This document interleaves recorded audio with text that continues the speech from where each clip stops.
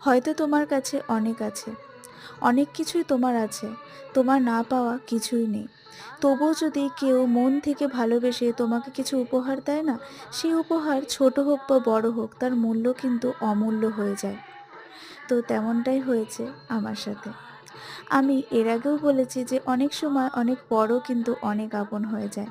আবার অনেক আপনকেও তুমি কিছুতেই আপন করতে পারবে না, সে পর হয়ে যাবে।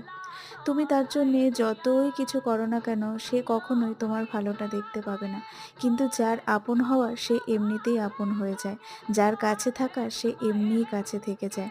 তো আগের দিন আমার এক দিদি, আমরা সবসময় একসাথেই যাতায়াত করি। তো আমাকে ভালোবেসে এই সুন্দর কানেরটা উপহার দিয়েছে। কি সুন্দর হয়েছে, তাই না বলো?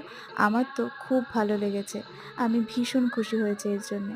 আর পায়েলদি, তোমাকে এর জন্যে অনেক, অনেক, অনেক ধন্যবাদ।